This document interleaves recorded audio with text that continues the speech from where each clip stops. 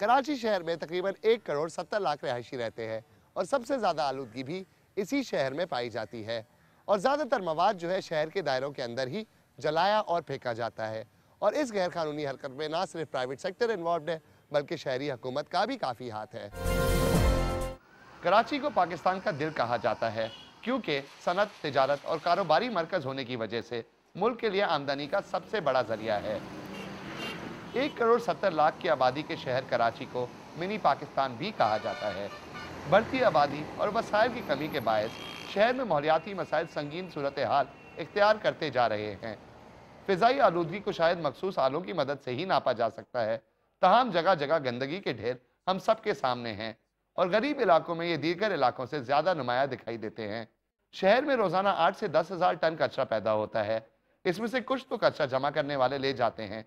30 से 40% तक कचरा ओपन लैंडफिल्स में डाला जाता है, लेकिन बाकी 60 से 70% कचरे का क्या होता है? जो शहर में रह जाता है उसको दो तरीके से ये डंप करते हैं। एक तो जो ओपन स्पेसेस हैं, प्लॉट्स हैं, ड्रेन्स हैं, उसमें डाल देते हैं। दूसरा जो है वो या जला देते हैं।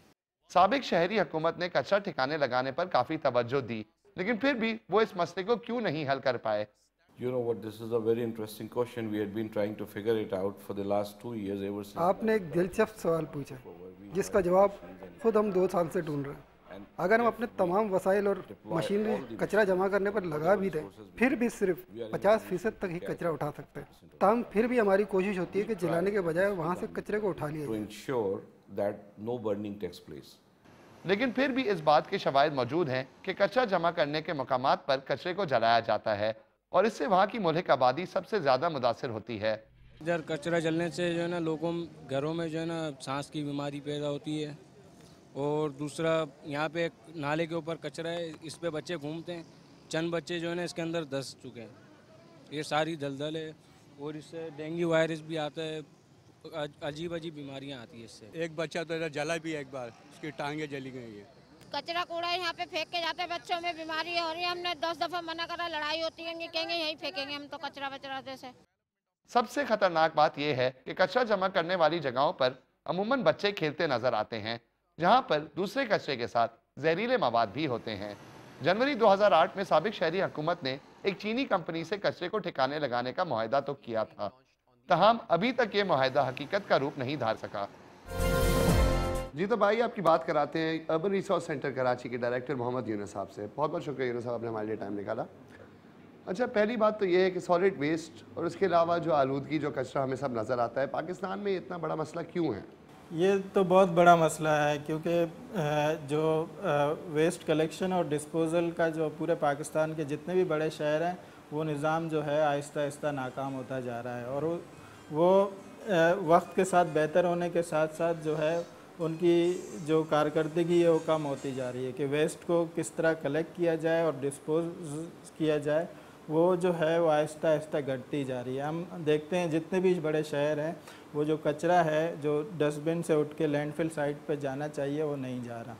अच्छा, तो हमारे शहरों के हुकाम का क्या मसला है बेसिकली? क्योंकि इनको वसाइल तो मौजूद हैं, पैसे भी अच्छे खासे मिलते हैं शहरी हुकूमतों को, ये क्यों नहीं इस पर तवज्जो देते हैं? एक तो इंस्टीट्यूशनल फेलियर है, एक जो है जो गवर्नमेंट है, एक मसला तो ये है कि गवर्नमेंट इस सिस्टम को सही तरह मैनेज नहीं कर पा रही और इसकी जो इम्पैक्ट है उसको समझने की भी शायद उनको समझ भी नहीं पा रहे हैं, क्योंकि अगर इस वेस्ट को प्रॉपरली कलेक्ट करके डिस्पोज नहीं किया जाएगा तो ये बहुत बड़ा हेल्थ डिज़ास्टर क्रिएट करेगा।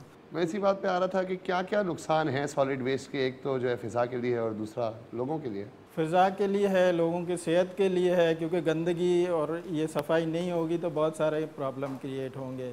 एक जो बड़ा मसला ये है कि सिर्फ म्यूनसिपल वेस्ट नहीं है बल्कि इसके साथ हमारे पास इंडस्ट्रियल वेस्ट की भी कलेक्शन और डिस्पोज़ल का कोई सिस्टम नहीं है, वो भी ये सिटी गवर्नमेंट के वेस्ट में चला जाता है। हॉस्पिटल्स के भी कलेक्शन का कोई सिस्टम मौजूद नहीं है, जिसकी वजह से आए दिन छोटे मोटे एक्सीडेंट होते हैं। हमें पता चलता है कहीं 10 बच्चे ज़ख्मी हो गए, कहीं 2 बच्चे मर गए, क्योंकि उसमें ये इन्हीं डस्टबिन में जो है वो केमिकल्स भी पड़े हुए होते हैं। हॉस्पिटल्स के जो चीज़ें निकल के आती हैं वो भी उनमें पड़ी होती हैं।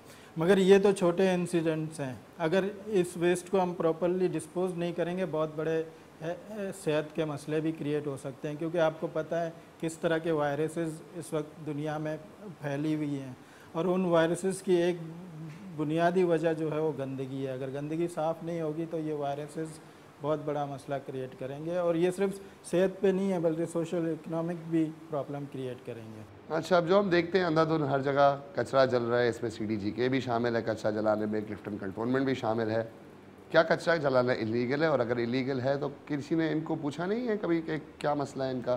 क्योंकि कचरा जलाने से तो आपको पता है एयर पोल्यूशन क्रिएट होता है और उससे सांस की बीमारियां जो है वो पैदा होती हैं। अगर उसी कचरे में केमिकल वगैरह पड़ा हुआ होता है तो और बहुत बड़े नुकसान हैं, क्योंकि हमें पता है कि काफ़ी इंडस्ट्रीज़ जो है वो ऐसे केमिकल्स जो बहुत ही हमारे माहौल के लिए ख़तरनाक है उनको भी उसी डस्टबिन में डालते हैं, उनका अलग से कोई सिस्टम मौजूद नहीं है। तो शहर में कचरा जलाना है तो इलीगल फिर? बिल्कुल इलीगल है, इसके कानून मौजूद है कि कचरा जो है वो नहीं जलाया जा सकता है। ब्रिटिश गवर्नमेंट के ज़माने के लॉ मौजूद हैं, फिर KMC के लॉ मौजूद है, और मौजूदा जो सिटी गवर्नमेंट के ऑर्डिनेंस है उसमें भी ये इलीगल है।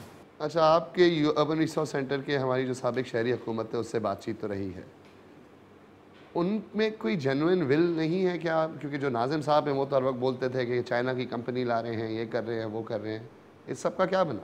बेसिकली प्रॉब्लम ही यही है कि हमारा हमेशा जितने भी प्लान्स आए हैं वो Asian development bank, world bank और जितने भी इंटरनेशनल कंपनीज़ पे हम डिपेंड करते हैं कि वो आके हमारा कचरा जो है वो उठाएंगे। अगर हम देखा जाए जो प्राइवेट सेक्टर ऑलरेडी हमारे पास इनफॉर्मल रिसाइकलिंग की सूरत में मौजूद है, उसे हम क्यों सपोर्ट नहीं करते, उसे हम क्यों ज़्यादा फैसिलिटीज़ नहीं देते हैं ताकि वो ज़्यादा से ज़्यादा जो है वेस्ट को जो है वो रिसाइकिल करें। बहुत बहुत शुक्रिया आपके टाइम। बहुत बहुत शुक्रिया। मैं इस वक्त शहर कराची में हूँ और देखने से आपको लग रहा होगा कि मैं किसी लैंडफिल साइट या किसी डंपिंग साइट में खड़ा हुआ हूँ, लेकिन ये कराची की मशहूर मछेरों की बस्ती इब्राहिम हैदरी है, और यहाँ पर हुकाम रोज़ाना कूड़ा फेंकती भी है और जलाती भी है। इस हफ्ते की दूसरी कहानी ने एक ऐसी बात पर रोशनी डाली है जो कि तकरीबन हमारे सारे शहरों में ही मसला बन चुका है, और जब हमारे हुकाम के पास इतने वसाइल मौजूद हैं तो ये इस पर काबू क्यों नहीं पा सकते, ये हमारी समझ से बाहर है। ऐसे ही दूसरी कहानी का वक्त ख़त्म हो चुका है। अगर आपके कोई ख्यालात हो या आप कोई चीज़ देखना चाहें जो कि हम दूसरी कहानी में दिखाएं तो आप dk@dawnnews.tv पर ईमेल करें। मैं फिर से बोलता हूँ, आप dk@dawnnews.tv पर ईमेल करें। ऐसे ही आबिद हसन इजाज़त चाहेगा। मैं आप सबसे अगले हफ्ते मिलूँगा।